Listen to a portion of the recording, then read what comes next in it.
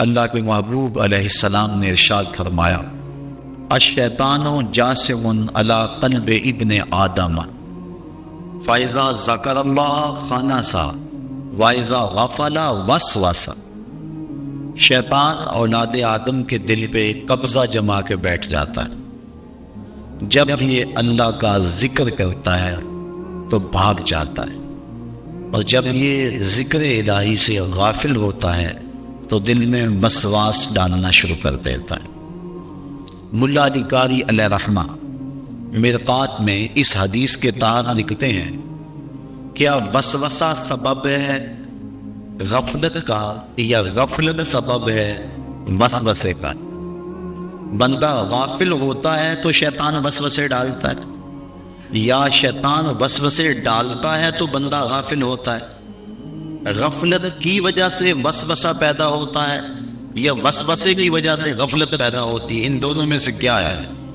تو آپ فرماتے ہیں کہ حدیث کے لفظ ہیں اذا غفل وسوس، جب بندہ غافل ہوتا ہے تو شیطان وسوسے ڈالتا ہے، اس لیے یہ غافل نہ ہو تو شیطان کو موقع ہی نہ ملے۔ تو اس کو ہر وقت اپنے رب کے ذکر میں رہنا ہوگا تاکہ شیطان اس کے اوپر قابض نہ ہو سکے۔ پھر ہر عضو بدن کا ایک الگ ذکر ہے۔ میں نے کل کی نشست میں علامہ اقبال کے روحانی مرشد مولانا روم نے جس شخص کی مدح و ستائش کی، حضرت شیخ فرید الدین عطار، اس کا تذکرہ آپ کے سامنے رکھا تھا۔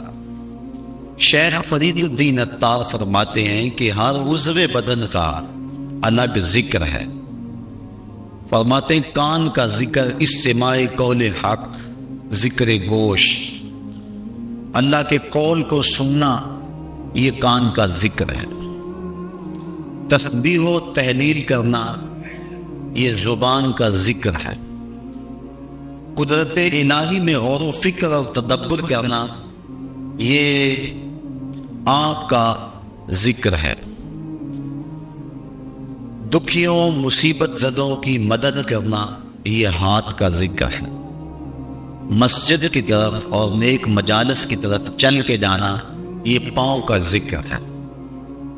اپنے مالک کے لیے تڑپنا، اس کی آرزو میں مچلنا، یہ دل کا ذکر ہے۔ تو ہر عضو بدن کا ایک الگ ذکر ہے، اور اس عضو بدن کو اس ذکر میں مصروف رہنا چاہیے۔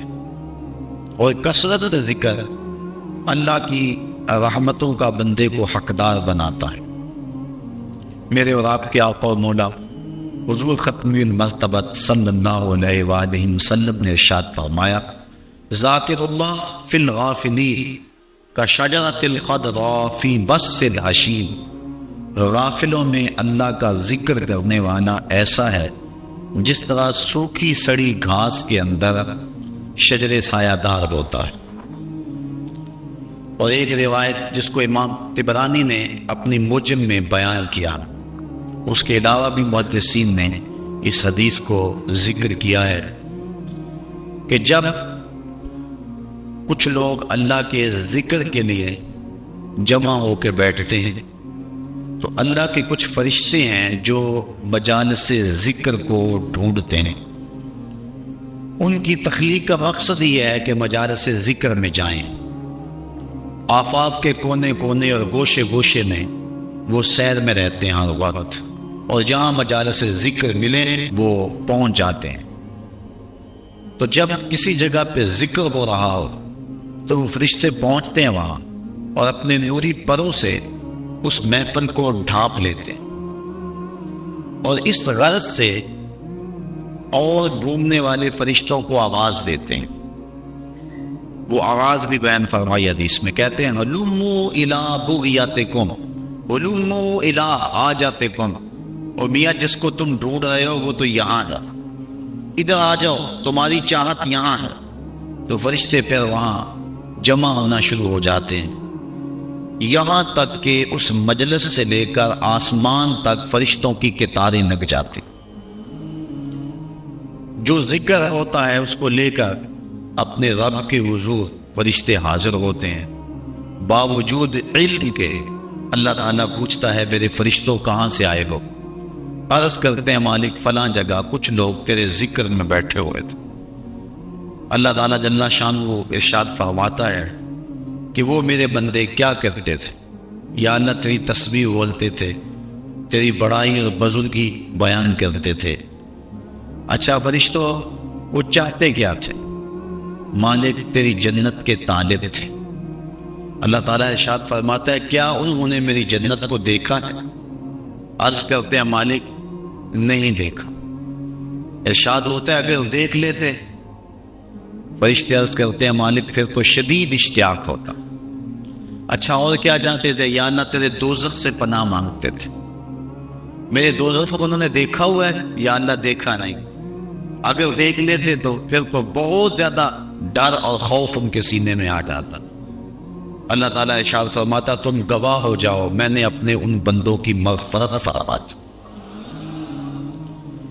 جب فرشتوں کو یہ مجدہ جاں فضا ان بندوں کی بخشش و مغفرت کا ملتا ہے تو وہ عرض کرتے ہیں کہ مالک اس مجلس کے اندر کچھ لوگ اس غرض سے نہیں آئے تھے، مجلس میں موجود کچھ لوگوں سے انہوں نے ملنا تھا، تو وہ ان کے انتظار میں آ کے مجلس کے کونے میں بیٹھے رہے کہ جب وہ فارغ ہوں گے تو ہم ان سے ملیں گے۔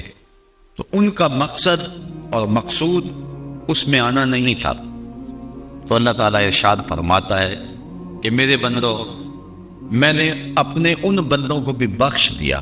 کیوں؟ هم القوم لا یشقی جلیسهم، کہ یہ ذکر کرنے والے ایسی قوم ہیں کہ جن کے پاس بیٹھنے والا بھی بدبخت نہیں رہتا۔ اٹھ فریدا ستیا تے میلا ویکھن جا، وت کوئی بخشیا مل جاوے تے تو ہی بخشیا جا۔ کہا یہ میرے ذکر والے بندے وہ ہیں کہ جن کے پاس بیٹھنے والا بھی بدبخت نہیں رہتا۔ حضرت خواجہ محمد امین شاہ رحمۃ اللہ تعالی علیہ آپ اللہ تعالیٰ جل شانہ کے انوار و تجلیات کا تذکرہ کر رہے تھے اور اہل اللہ کی صحبت اور مجلس میں بیٹھنے کے فیض کو بیان کر رہے تھے۔ ایک شخص جو عقل کے بل بوتے پہ سوچنے کا عادی تھا وہ کہنے لگا جو شخص ذکر کرتا ہے اس کو تو برکت ملے گی، لیکن جو پاس بیٹھا ہے اس نے تو ذکر کیا ہی نہیں، تو اس کو برکت کیسے ملے گی؟ تو آپ نے فرمایا کہ صحبت کا فیضان اسے بھی پہنچا، لیکن وہ ماننے پہ نہیں آ رہا تھا۔ بزرگوں کا طریقہ ذرا مختلف ہوتا ہے، وہ جنگ و جدل اور مناظرے کا روپ اختیار نہیں کرتے، جب انداز ایسا بننے لگے تو وہ اپنا انداز بدل لیتے ہیں۔ انہوں نے گفتگو کو چھوڑ دیا۔ تھوڑی دیر کے بعد گرمیوں کا موسم تھا، خادم حاضر ہوا، کہا یار وہ پنکھی لے کر آؤ گرمی بڑی لگ رہی ہے۔ خادم حاضر ہوا، اس نے آپ کو اس پنکھی سے ہوا دینا شروع کی۔ 2-4 لمحے گزرے تو پاس بیٹھے شخص کو فرمانے لگے بھائی ہوا آ رہی ہے؟ کہا ہاں آ رہی ہے۔ کہا یہ تیرا نوکر تو نہیں ہے، یہ تو ہوا مجھے دے رہا ہے، لیکن جب یہ ہوا مجھے دے رہا ہے تو معلوم پاس بیٹھنے والا بھی نہیں رہ رہا۔ تو جب یہ اتنا فیاض ہے، یہ ایک عام شخص کہ اس کے فیض سے تو محروم نہیں ہے، تو اللہ کے فیض سے معلوم پاس بیٹھنے والا کیسے رہ سکتا؟ تو اس کا ذکر کرنے والوں کی سنگت اختیار کرنے والا بھی محروم نہیں رہتا، اللہ اس کو بھی برکتیں عطا فرماتے۔ تو یہ برکتیں ہیں ذکر کی، اور اللہ کے محبوب علیہ السلام نے کثرت ذکر کی ترغیب دی اپنی امت کو۔ ایک صحابی نے عرض کی حضور بہترین وظیفہ کیا ہے؟ فرمایا تو اس حال میں مرے کہ تیری زبان اللہ کے ذکر سے تارا، یہ تیرے لیے بہترین وظیفہ اور بہترین عمل ہے۔ تو اللہ کا ذکر ہر لمحہ، ہر آن، ہر ساعت جاری رہے۔ ذکر لسانی یہ بھی بڑی دولت ہے، ذکر قلبی یہ بھی بڑی دولت ہے۔ انسان کا دل اس کو پکار رہا، اور حقیقت ذکر تو یہی ہے کہ غفلت زائل ہو جائے۔ ظاہر ہے کہ زبان کبھی گفتگو میں مصروف ہے، کاروباری معاملات ہیں، لیکن جو ذاکر ہوگا، حقیقی ذاکر، وہ وہی ہوگا جس سے غفلت زائل ہو جائے گی۔ اب وہ کاروبار بھی کر رہا ہے، لیکن وہ ذکر سے خالی نہیں ہوگا، کیونکہ غفلت جب زائل ہو گئی تو بندہ دائمی ذکر والا ہو گیا، اور ہمیشہ ہر لمحہ ہر آن وہ اسی خیال اور اسی گمان میں رہتا ہے، اور ہر وقت ذکر کی لگن میں رہتا ہے۔ اللہ تعالیٰ کا ذکر، اس کی جو برکتیں ہیں، ایک اس کا اثر یہ ہے کہ انسان کو طمانینت کا نور نصیب ہوتا ہے۔ انسان سکون کی تلاش میں کیا کچھ نہیں کرتا۔ آج کل لوگ مری جا رہے ہیں کہ وہاں موسم کے لطف سے مالا مال ہے، کوئی پربتوں کی کتاروں میں سکون تلاش کرتا ہے، کوئی عالی نصب کوٹھیوں میں سکون تلاش کرتا ہے، کوئی خوبصورت عورت کے پہلو میں سکون تلاش کرتا ہے، کوئی دولت کے انبار میں سکون تلاش کرتا ہے۔ اقتدار کی بچھی ہوئی مسندیں سکون آور سمجھی جاتی ہیں، لیکن پوچھ لو ان سب کو کہ سکون ہے؟ نہ عالی نصب کوٹھیوں میں سکون، نہ عظیم الشان بنگلوں میں سکون، نہ اقتدار کی بچھی ہوئی مسند میں سکون۔ سکون بندہ وہاں سے ڈھونڈ رہا ہے جہاں سکون ہے ہی نہیں۔ کیسے سکون ملے گا؟ سکون باہر سے نہیں آتا، سکون کے سوتے تو اندر سے پھوٹتے۔ وقتی طور پہ ان چیزوں سے کوئی تھوڑا سا دل بہل جاتا ہے، لیکن حقیقی سکون ان چیزوں سے نہیں ہے۔ اقتدار مل گیا، دولت مل گئی، شہرت مل گئی، عزت مل گئی تو وقتی طور پہ جو ہے وہ خوشی ہوئی، اور اس کو بندہ باز کا سکون سمجھ لیتا ہے، لیکن وہ سکون نہیں ہوتا، وہ وقتی ایک مسرت ہوتی ہے جو زائل ہو جاتی ہے۔ سکون کے سوتے اندر سے پھوٹتے ہیں۔ میں مثال دیا کرتا ہوں کہ جتنی مرضی بارش برسے، کبھی بارش کے پانی سے کنواں نہیں بھرتا۔ اوپر سے جتنی مرضی بارش آئے، وہ چند قطرے پانی کے کنویں کے اندر آ جائیں گے۔ کنواں کیسے بھرتا ہے؟ نیچے سے جو سوتے پھوٹتے ہیں وہی کنویں کو مالا مال کرتے ہیں۔ اسی طرح سکون کے سوتے باہر سے نہیں اندر سے پھوٹتے ہیں، اور وہ دل سے پھوٹتے ہیں۔ اس لیے فرمایا الا بذکر اللہ تطمئن القلوب، اگر سکون ڈھونڈتے ہو اس کا نام جپو، تمہارے دکھی دل کو قرار آ جائے۔ تو سکون اس کی یاد میں ہے، سکون اس کے ذکر میں ہے، تو اس کا نام لوگے تو دل بدلے گا اور دل قرار پائے گا، دل کو نور نصیب ہوگا، دل کو اجالا ملے گا اس کے بابرکت نام لینے سے۔ اس لیے جب زبان سے بندہ اللہ اللہ کہتا رہتا ہے تو اس کے اثرات اس کے دل پر مرتب ہوتے ہیں، اور کثرت سے ذکر کرنے والا شخص اس کا دل پر نور ہو جاتا ہے۔ بلکہ ہم نے تو تصوف کی کتابوں میں پڑھا ہے، جب کوئی شخص ایک مرتبہ اللہ کہتا ہے، اللہ تعالیٰ اس کی طرف نظر رحمت سے دیکھتا ہے، اور جس کی طرف اللہ تعالیٰ نظر رحمت سے دیکھ لے اس کے 70 گنا جن کے راہ ہو جاتے ہیں۔ اور جس نے اٹھتے بیٹھتے چلتے پھرتے وظیفہ یہی رکھا، پھر اس کے من میں کتنے اجالے اتریں گے، کتنی روشنیاں اس کو نصیب ہوں گی۔ تو کہا یا ایھا الذین آمنوا اذکروا اللہ ذکرا کثیرا، اے ایمان والو اپنے رب کا کثرت سے ذکر کرو۔ اور میرے اور آپ کے آقا و مولا حضور نبی رحمت صلی اللہ علیہ وآلہ وسلم نے ارشاد فرمایا، اللہ کا ذکر اس انداز سے کرو کہ لوگ تمہیں مجنون کہیں یہ تو پاگل ہو گیا ہے۔ بلکہ ایک روایت امام طبرانی نے بیان فرمائی ہے کہ اللہ کا ذکر اس طرح کرو کہ منافق تمہیں تانا دے کہ ریاکاری کر رہے ہیں۔ اس انداز کے ساتھ تم اس کا ذکر کرو تو اس کا ذکر کر کے دل جلا پاتا ہے، دل تسکین پاتا ہے، دل میں روشنی ہوتی ہے۔ تو ہمارا مزاج یہ ہونا چاہیے کہ اٹھتے بیٹھتے چلتے پھرتے اس کے ذکر کو ہم حرز جا بنا لیں۔ جب بندہ ایک مرتبہ کہتا ہے سبحان اللہ، زمین آسمان کے درمیان جتنا فاصلہ ہے سارا نور سے بھر جاتا ہے۔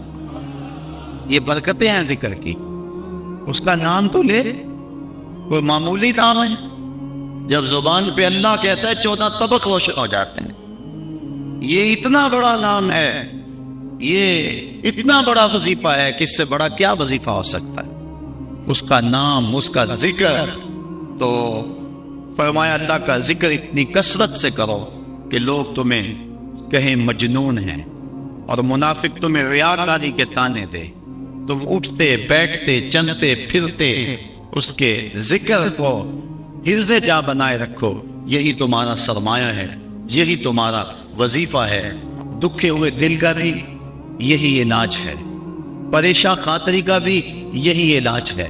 اندر کی کالے اس کے ذکر سے دھلتی ہے۔ حضور فرمایا لِكُلِّ شَيْءٍ ثَقَالَةٌ وَثَقَالَةُ الْقُلُوبِ ذِكْرُ اللَّهِ، ہر شے کا زنگ دور کرنے کے لیے کچھ نہ کچھ بنایا گیا۔ کپڑے کو میل لگ جائے تو صابن یا سرف سے دھوتے ہیں، اس طرح لوہے کو زنگ لگ جائے تو ایک مار سے صاف کرتے ہیں۔ ہر شے کا زنگ دور کرنے کے لیے کچھ نہ کچھ ہے۔ فرمایا دلوں کو زنگ لگ جائے تو اللہ کا ذکر کرو، تمہارے دل ستھرے ہو جائیں۔ وَثَقَالَةُ الْقُلُوبِ ذِكْرُ اللَّهِ، دل کی ثقالت، دل کے زنگ کو دور کرنے کا جو آلہ ہے وہ اللہ کا ذکر ہے۔ جب انسان ذکر کرتا ہے تو دل جلا پاتا ہے، دل روشنی پاتا ہے۔ گناہ سے دل میلا ہوتا ہے۔ روایت میں آتا ہے جب انسان گناہ کرتا ہے تو اس کے دل میں ایک سیاہ نقطہ لگ جاتا ہے، اگر وہ توبہ کے آنسوؤں سے اس کو دھو لے تو اس کا دل شفاف ہو جائے گا، اور اگر وہ توبہ نہیں کرتا اور تکرار گناہ کرتا ہے تو اس نقطے کے ساتھ ایک اور نقطہ لگ جاتا ہے۔ وہ غیر مرئی دکھتا ہے، ہم اپنی آنکھوں سے نہیں دیکھ سکتے، لیکن وہ دل کے اوپر پھیلتا چلا جاتا ہے۔ گناہ پر گناہ اس کے دل کو سیاہ کر دیتا ہے۔ پھر ایک ایسا موقع بھی آتا ہے کہ اسے بدی اور نیکی میں تمیز ختم ہو جاتی ہے۔ یہ شخص پکا نمازی ہو، نماز چھوٹ جائے اس کی تو اس کی زندگی میں جو چین ہوتا ہے وہ لٹ جاتا ہے۔ جتنی دیر تک نماز پڑھ نہیں لیتا اتنی دیر تک اسے سکون نہیں آتا۔ جس شخص کے ضمیر پر ظلم کا داغ نہ ہو، وہ کسی کو گالی بھی دے بیٹھے تو خود پریشان ہو جاتا ہے، کسی کو تپڑ بھی مار بیٹھے تو خود پریشان ہو جاتا ہے۔ جتنی دیر تک اس سے معذرت نہیں کرتا اسے سکون نہیں آتا۔ اسی طرح اللہ تعالیٰ نے یہ دل کو پاک پیدا کیا ہے، یہ ہم نے آپ اس کو گندا کیا۔ نفس پلیت پلیت چاکیتا اسا اصل پلیت تا ناس سے، نفس نے ہمیں پلیت کر دیا، ہم تو پاک آئے تھے، ستھرے آئے تھے۔ اور میاں صاحب علیہ الرحمہ فرماتے ہیں چٹی چادر کمڑا والی تے داغ نہ لاوی جنیا، فیر نہ آکھی حشر دہاڑے حال ربا کی بنیا۔ تو یہ چٹی چادر ہے ہلکا، تو اس کے اوپر کہیں داغ نہ لگا بیٹھ، اور اگر اس کے اوپر داغ پہ داغ لگ جائے اور دل سیاہ ہو جائے تو پھر حق و باطل کی تمیز ختم ہو جاتی۔ پھر گناہ پہ گناہ کرے اسے پتہ ہی نہیں ہوتا، کیونکہ جو پہلے داغ چادر ہو ایک اور دھبا لگ جائے گا تو کوئی پریشانی نہیں ہوگی۔ چٹی چادر پہ معمولی سا داغ بھی لگے گا تو بھائی کو نظر آئے گا، محسوس کیا جائے گا کہ یہ داغ لگا ہوا ہے۔ اس لیے گناہ کرنے کا جو شخص مزاج بنا لیتا ہے اس کے لیے گناہ مشکل نہیں رہتا، بلکہ روایت میں آتا ہے کہ جب مومن گناہ کرتا ہے تو اس کی حالت یہ ہوتی ہے جس طرح بہت پہاڑ کے نیچے آ گیا کہ ابھی اوپر سے وہ گر جائے گا، اسے کچل دے گا۔ اور منافق جب گناہ کرتا ہے تو وہ یوں محسوس کرتا ہے جس طرح جو ہے مکھی بیٹھی تھی اور اس نے اس کو اڑا دیا۔ تو ہم دیکھیں کہ ہمارا دل کہیں اتنا سیاہ تو نہیں ہو گیا، اللہ کے حکموں کو توڑے میں پرواہ نہ ہو، نماز چھوڑے میں پرواہ نہ ہو، آنکھ بھٹک رہی ہو ہمیں پرواہ نہ ہو، خیال بہک رہا ہو ہمیں پرواہ نہ ہو، زبان گند بول رہی ہو ہمیں پرواہ نہ ہو، ذہن غلط سوچ رہا ہو ہمیں پرواہ نہ ہو، کسی پہ ظلم جبر کا بازار گرم کیے ہوئے ہو، کتنوں کے دل توڑ رہے ہو، کتنوں کو ستا رہے ہو، اور پھر بھی چین کی نیند سو جائیں، پھر اس کا مطلب یہ ہے دل سیاہ ہو گیا ہے۔ کہ کسی کو دکھ دے کر بھی دکھ نہیں ہوتا، کسی کو اذیت دے کر بھی تکلیف نہیں ہوتی، کسی کا مال لوٹ کر خون پی کر بھی آرام سے یہ سو جاتا ہے۔ یہ ایسے کی کیفیت تو پھر دل سیاہ ہو گیا۔ اب اس دل کی سیاہی کیسے مٹے گی؟ توبہ کے پانی سے۔ جب اشک ندامت گرتا ہے تو دل کے میل دھو دیتا ہے۔ اور دوسرا وَسَقَالَةُ الْقُلُوبِ ذِكْرُ اللَّهِ، اور دلوں کی ثقالت، دلوں کا زنگ اللہ کے ذکر سے اترتا ہے، تو جب اللہ کا ذکر کثرت سے کرے گا تو اس کو تسکین کی دولت نصیب ہو جائے گی۔ تو اللہ فرماتا ہے الا بذکر اللہ تطمئن القلوب، سن لو دلوں کی طمانینت اس کے ذکر میں ہے۔ اور فرمایا کچھ رجال ایسے ہیں، کچھ اللہ کے بندے ایسے ہیں کہ اللہ کا ذکر اس انداز میں کرتے ہیں کہ بیع و شراء اور تجارت ان کو اللہ کے ذکر سے روکتی نہیں ہے۔ یعنی وہ کام بھی کر رہے ہوتے اور ذکر بھی کر رہے ہوتے. حضرت شاہ نقشبند بخاری علیہ رحمہ آپ فرماتے ہیں میں نے منام ایک شخص کو دیکھا 70,000 دراہم کا کاروبار کر رہا تھا. میں حیران ہو گیا کہ یہاں آ کر اتنا بڑا کاروبار. لیکن جب میں نے غور کیا تو اس کا دل ایک لمحے کے لیے بھی رب کی یاد سے غافل نہیں تھا.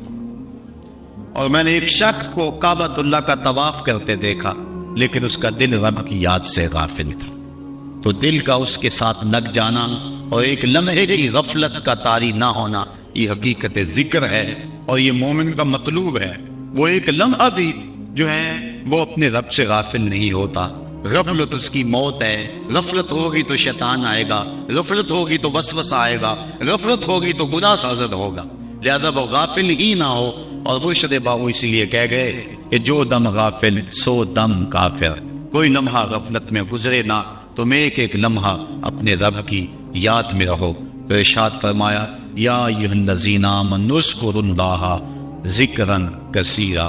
اے ایمان والو کثرت سے اپنے رب کا ذکر کرو, اس کا نام کثرت سے لیا کرو. ایک صحابی حضور کی خدمت میں حاضر ہوئے. عربی تھے, دیہات کے رہنے والے تھے. انہوں نے حضور کی بارگاہ میں ایک بات عرض کی کہ حضور اسلام کے حکام تو بہت سارے ہیں, آج بھی اگر آپ دیکھیں تو کتابیں بھری پڑی ہیں. پھر حضور ارشاد فرماتے تھے, صحابہ اس کو سنتے تھے, محفوظ کرتے تھے, آگے بیان فرماتے تھے. ان کا بہت سارے احکام ہیں اسلام کے. میں ایک دیہاتی شخص ہوں, مجھے کوئی ایک بات ارشاد کر دیجئے جو میرے لیے کافی ہو. تو آقا کریم نے اس شخص کو ایک بات ارشاد کی. فرمایا کہ ان تموتا ولسانک رطب من ذکر اللہ. تو اس حالت میں فوت ہو کہ تیری زبان اللہ کے ذکر سے تر ہو. 100 باتوں کی ایک بات ارشاد فرما دی. ان تموتا ولسانک رطب من ذکر اللہ. تو اس حالت میں انتقال کرے کہ تیری زبان اللہ کے ذکر سے تر ہو. میں اور آپ اپنی زندگی اس طرح سے گزاریں کہ موت اچانک آئے یا تبھی موت آئے, جس حالت میں بھی ہمیں موت آئے تو ہماری زبان عادی ہو اللہ کے ذکر کی. ادھر سے سانس ٹوٹ رہی ہو اور ادھر لبوں پر اللہ کا نام جاری. جس شخص کا آخری کلمہ لا الہ الا اللہ ہوا, اللہ اس کو جنت میں داخل فرماتا ہے. اور کتنے خوش نصیب لوگ ہوتے ہیں کہ مرتے ہوئے جن کے لبوں پر اللہ کا باقاعدہ نام آتا ہے, اللہ کا ذکر ان کے لبوں کا وظیفہ ہوتا ہے. اور کچھ لوگ ان کو تلقین بھی کریں تو زبان پہ اللہ کا نام نہیں آ پاتا.